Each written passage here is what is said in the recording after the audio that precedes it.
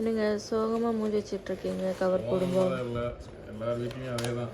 மக்களே ஸ்கூல் திறந்துட்டு இதில் ஊர்லேருந்து என் ஃப்ரெண்டு ஒருத்தர் கால் பண்ணி உனக்கு என்ன மாப்பிள்ளை ஃபேமிலியோட ஜாலியாக அங்கே இருக்க அப்படின்னு சொன்னான். அதுக்கு என்னோடய செலவுகள் தான் சொன்னேன். சொன்னதுக்கு அவன் சோகமாக கட் பண்ணிட்டான்.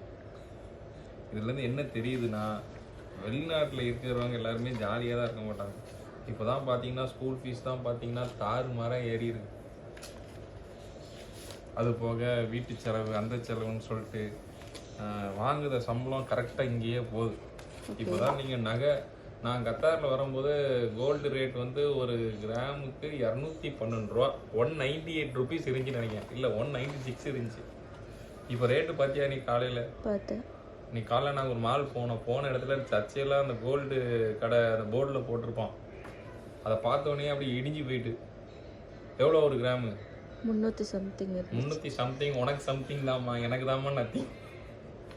347 ரூபா 50 திர்ஹம்ஸ். ஆமாம்.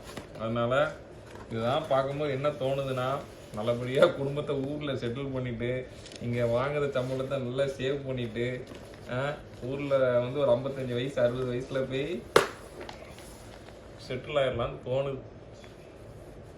இதே தோணல் வந்து உங்களுக்கும் இங்கே வந்து ஒரு மீடியமான சம்பளம் வாங்கக்கூடிய ஒரு நபரோட மனநிலை இப்படி தான் இருக்கும். இருந்தால் லைக் பண்ணுங்கள், கமெண்ட் பண்ணுங்கள், சப்போர்ட் பண்ணுங்கள். நன்றி, வணக்கம்.